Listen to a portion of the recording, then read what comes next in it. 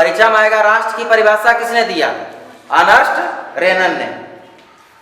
अब देखिए फ्रांसीसी क्रांति और राष्ट्र का विचार। अब देखिए 9 क्लास के लिए भी इसमें इस चैप्टर में, तब ना हम बोले दोनों क्लास के लिए चैप्टर है, क्लास 9 और क्लास। राष्ट्रवाद की पहली स्पष्ट अभिव्यक्ति 1789 में फ्रांसीसी क्रांति के साथ हुई। राष्ट्रवाद की पहली स्पष्ट अभिव्यक्ति कब हुई? किस क्रांति के साथ हुई? फ्रांसीसी क्रांति के साथ। राष्ट्रवाद की पहली स्पष्ट अभिव्यक्ति किस क्रांति के साथ शुरू हुई? राष्ट्रवाद की पहली स्पष्ट अभिव्यक्ति किस क्रांति के साथ शुरू हुई? किस क्रांति के साथ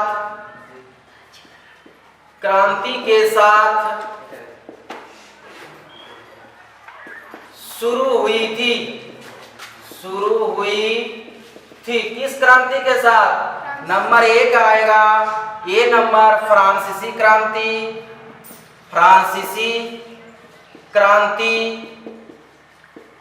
ऑप्शन बी आएगा राष्ट्रवादी क्रांति। ऑप्शन सी आएगा जर्मनी क्रांति। ऑप्शन डी आएगा कुछ नहीं। तो आप अगर किताब बढ़िया से पढ़ लेंगे तो आपको मिलेगा राष्ट्रवाद की पहली स्पष्ट अभिव्यक्ति सन 1789 ईस्वी में किस क्रांति के साथ हुई थी? फ्रांसीसी क्रांति के साथ। तो आंसर में ऑप्शन ये लिखिएगा, फ्रांसीसी क्रांति के साथ शुरू हुई थी। फ्रांसीसी क्रांति के साथ।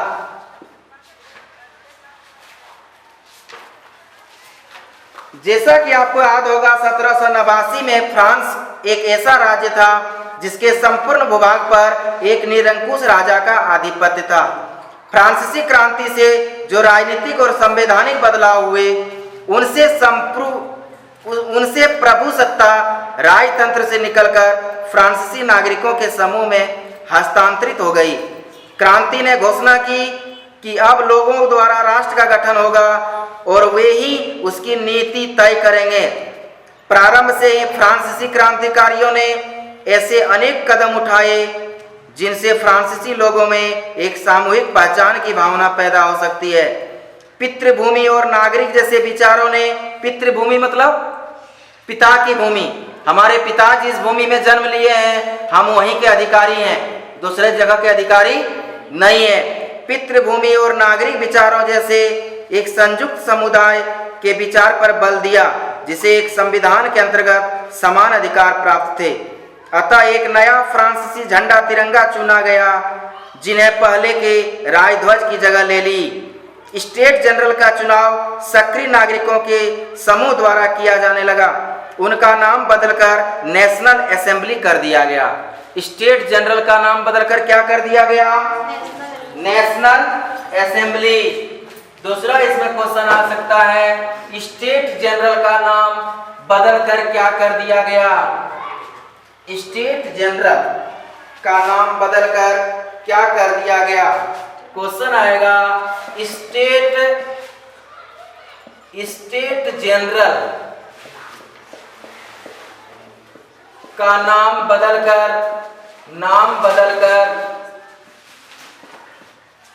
क्या रखा गया? स्टेट जनरल का नाम बदलकर क्या रखा गया? क्या रखा गया स्टेट जनरल का नाम बदलकर? National assembly. आंसर में नेशनल असेंबली।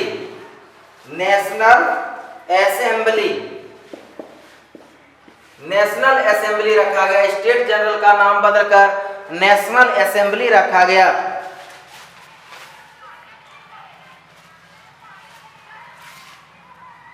स्टेट जनरल का नाम बदलकर नेशनल असेंबली।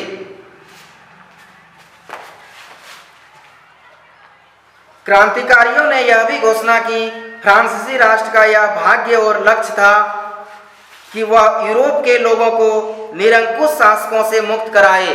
कहाँ के लोगों को? यूरोप के लोगों को निरंकुश शासकों से। निरंकुश शासक मतलब उस पर कोई प्रकार का अंकुश कोई लगा नहीं सकता कि आप किस तरह हैं, वो कोई लगा नहीं सकता अंकुश। 1790 के दशक में हॉलैंड, बेल्जियम, स्विट्जरलैंड और इटली के बड़े इलाके में घुसी। क्रांतिकारी युद्धों के शुरू होने के साथ ही फ्रांसीसी सेनाएं राष्ट्रवाद के विचार को विदेशों में ले जाने लगी। नेपोलियन के नियंत्रण में जो विशाल क्षेत्र आया, वहां उसने अनेक सुधारों की शुरुआत की जिन्हें फ्रांस में पहले ही आरंभ किया जा चुका था। फ्रांस में राजतंत्र वापस लाकर नेपोलियन ने निसंदेह वहां प्रजातंत्र को नष्ट कर दिया। एक जर्मन पंचांग का मुख्य पृष्ठ जिसे पत्रकार एंड्रियास रेबनान ने 1798 ईस्वी में डिजाइन किया। अब परीक्षा में आएगा, जर्मन पंचांग किसने बनाया? एंड्रियास रेबमान ने। जर्मन पंचांग किसने बनाया या किसने लागू किया या किसने प्रकाशित किया? जर्मन पंचांग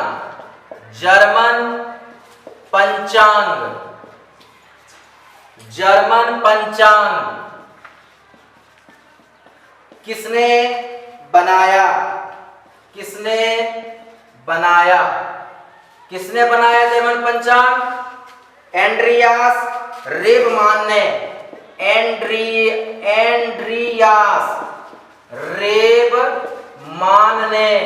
रेबमान ने जर्मन पंचांग किसने बनाया? एंड्रियास रेबमान ने। अब जर्मन पंचांग कब बनाया गया? जर्मन पंचांग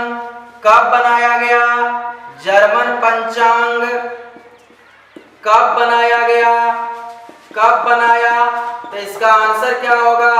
1798 ईस्वी में। 1798 ईस्वी में जर्मन पंचांग किसने बनाया? एंड्रियास रेबमान ने। जर्मन पंचांग कब बनाया? 1798 ईस्वी में। परीक्षा में आएगा, जर्मन पंचांग बनाया गया या जर्मन पंचांग को प्रकाशित किया गया? ऑप्शन ए आएगा 1790, ऑप्शन बी आएगा 1798, ऑप्शन सी आएगा 1800, ऑप्शन डी आएगा 1801। तो आप कब लिखेंगे इसका? जर्मन पंचांग 1798 ईस्वी में बनाया गया। सब आपका एमसीक्यू में मिलेगा। जो भी आप किताब गाइड वगैरह निकालिएगा तो आपको ये सब इस टाइप का क्वेश्चन आपको मिलेगा। जर्मन पंचांग कब बनाया गया? अब एंड्रियास रेबमान कौन थे? पत्रकार थे। कौन थे? आप देखिएगा, इसमें आएगा एंड्रियास रेबमान थे। एंड्रियास रेबमान थे। कौन थे जी? जर्मन के पत्रकार थे। कहां के? जर्मन के। जर्मन पत्रकार थे।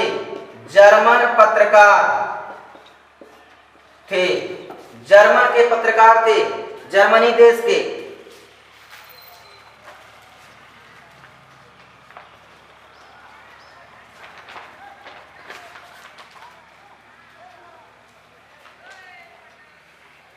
ध्यान दीजिएगा, उतार लिए। और हमारे ऑनलाइन वीडियो जो भी देख रहे हैं आप भी उतारेंगे, क्योंकि आपके लिए भी उतना ही इंपॉर्टेंट है जितना हमारे ऑफलाइन के लिए इंपॉर्टेंट है। और हमारे चैनल को लाइक भी कीजिएगा, शेयर भी कीजिएगा, सब्सक्राइब भी कीजिएगा, कमेंट भी कीजिएगा। चलिए आगे देखते हैं। मगर प्रशासनिक क्षेत्र में उसने क्रांतिकारी सिद्धांतों का समावेश किया। किस क्षेत्र में? प्रशासनिक क्षेत्र में। प्रशासनिक क्षेत्र मतलब नियम कानून बनाया ढंग से। प्रशासन किसको कहते हैं? जो हमारे ऊपर हुक्म चलाता है। क्या? प्रशासनिक क्षेत्र में उसने क्रांतिकारी सिद्धांतों का समावेश किया ताकि पूरी व्यवस्था अधिक तर्क संगत और कुशल बन सके। सन 1804 की नागरिक संहिता, जिसे आमतौर पर नेपोलियन की संहिता के नाम से जाना जाता है। नागरिक संहिता कब बनाया गया? सन 1804 ईस्वी में। या नागरिक संहिता का दूसरा नाम क्या है? नेपोलियन संहिता। नेपोलियन संहिता नाम है। नागरिक संहिता या नेपोलियन संहिता कब बनाया गया? नागरिक संहिता या नेपोलियन संहिता, नागरिक संहिता या नेपोलियन संहिता, नेपोलियन संहिता कब बनाया गया? कब बनाया गया? सन 1804 ईस्वी में, सन 1804 ईस्वी में बनाया गया था। परीक्षा में आएगा नागरिक संहिता या नेपोलियन की संहिता बनाया गया। ऑप्शन में आएगा 1801, 1802, 1803, 1804। क्लास 9 वाला भी उतारेंगे। 1804 कब बनाया गया था? 1804 में। चूंकि क्लास 9 और क्लास 10 के लिए यह चैप्टर दोनों के लिए है। जो क्वेश्चन क्लास 9 में आपको फ्रांसीसी क्रांति मिलेगा, वही क्वेश्चन आपका क्लास 10 में भी है, यूरोप में राष्ट्रवाद। नागरिक संहिता 1804 में बनाया गया था। उसी को नेपोलियन की संहिता के नाम से जाना जाता है। उसने कानून के समक्ष बराबरी और संपत्ति के अधिकार को सुरक्षित बनाया। इस संहिता को फ्रांसीसी नियंत्रण के अधीन क्षेत्रों में लागू किया गया। डच गणतंत्र, स्विट्जरलैंड, इटली और जर्मनी में नेपोलियन ने प्रशासनिक विभाजनों को सरल बनाया, सामंती व्यवस्था को खत्म किया और किसानों को भूदासत्व और जागीरदारी शुल्कों से मुक्ति दिलाई। किसने? नेपोलियन संहिता जो बनाया गया इसी के द्वारा। यह एक नियम है, यह एक नियम है। शहरों में भी कारीगरों के श्रेणी संघों के नियंत्रण को हटा दिया गया। यातायात और संचार व्यवस्था को सुधारा गया। किसान, कारीगर, मजदूरों, नए उद्योगपतियों ने नई मिली आजादी चखी। उद्योगपतियों और खासतौर पर सामान बनाने वाले लघु उत्पादक यह समझने लगे कि एक समान कानून, मानक भार और नाप, एक राष्ट्रीय मुद्रा से एक इलाके से दूसरे इलाके में वस्तुओं और पूंजी के आवागमन में सहूलियत होगी। लेकिन जीते हुए इलाकों में स्थानीय लोगों की फ्रांसीसी शासन के प्रति मिलीजुली प्रतिक्रियाएं थी। शुरुआत में अनेक स्थानों जैसे हॉलैंड और स्विट्जरलैंड और साथ ही कई शहरों जैसे ब्रुसेल्स, मेंज, मिलान और वारसा में फ्रांसीसी सेनाओं का स्वतंत्रता का तोहफा देने वालों की तरह स्वागत किया।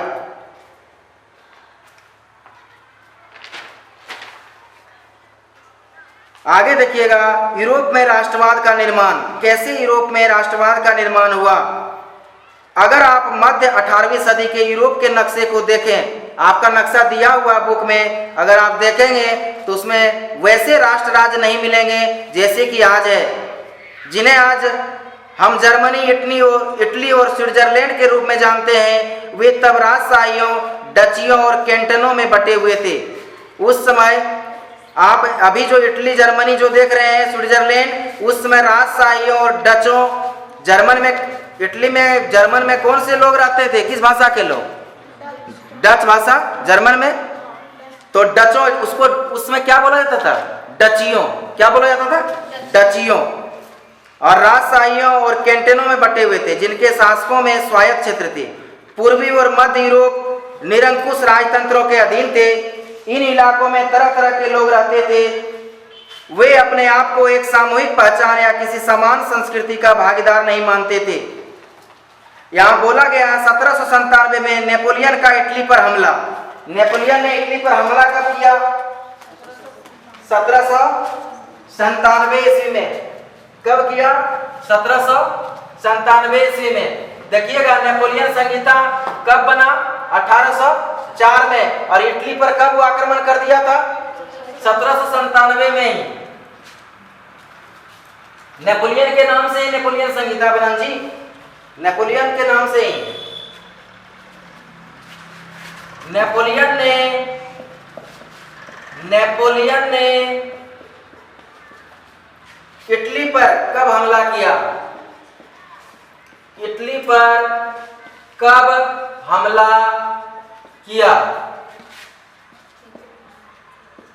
ऑप्शन ए 1795 ईस्वी में, ऑप्शन बी 1797 ईस्वी में, ऑप्शन सी 1804 ईस्वी में, ऑप्शन डी 1805 ईस्वी में। तो आपका कब बना, कब किया था नेपोलियन ने इटली पर हमला? 1797 में। ऑप्शन बी होगा 1797 ईस्वी में नेपोलियन ने किया था हमला इटली पर। वीना यहाँ बोला गया है 1814 से 1815 के बीच नेपोलियन का पतन, वीना शांति संधि। नेपोलियन का पतन कब हुआ? नेपोलियन का पतन हुआ, नेपोलियन पतन मतलब जी खत्म होना, नेपोलियन का पतन हुआ, पतन हुआ कब हुआ? ऑप्शन ये आएगा 1814-1815, option B 1805-4-1805, option C 1810-1811, option D कुछ नहीं। तो अब कब हुआ? 1814 से 1815, ऑप्शन ये 1814 से 1815 के बीच नेपोलियन का पतन हो गया था। 1800 आप पढ़ेंगे नेपोलियन बोनापार्ट कौन था, नेपोलियन के बारे में। 1814 1815, ओ सॉरी 1821, सही बात। 1814 में वीना संधि हुआ था। 1821 1804 एक थोड़ा सा मिस्टेक हुआ है। 1810 1821 1804 1810 कुछ नहीं, 1821 में नेपोलियन का पतन हुआ। 1821 ईस्वी में, सही बात। 1821 ईस्वी में इटली का एकीकरण, जर्मनी का एकीकरण और नेपोलियन के बारे में। पहले नेपोलियन बोनापार्ट कौन था? फ्रांस का सम्राट था। नेपोलियन बोनापार्ट कौन था? फ्रांस का सम्राट था। नेपोलियन बोनापार्ट कौन था? फ्रांस का सम्राट, फ्रांस का राजा। नेपोलियन बोनापार्ट कौन था? नेपोलियन बोनापार्ट था, नेपोलियन बोनापार्ट। बोनापार्ट कौन था? कौन था? ऑप्शन ए आएगा फ्रांस का सम्राट, फ्रांस का सम्राट यानी कि सम्राट मतलब राजा। जर्मन का सम्राट, जर्मन का सम्राट, ऑप्शन सी फ्रांस का सम्राट, जर्मन का सम्राट, इटली का सम्राट, इटली का सम्राट, ऑप्शन डी कुछ नहीं। तो नेपोलियन बोनापार्ट आपका फ्रांस का सम्राट था। ऑप्शन ये होगा आंसर में, फ्रांस का सम्राट, फ्रांस का सम्राट था नेपोलियन बोनापार्ट, फ्रांस का सम्राट। उतारिए।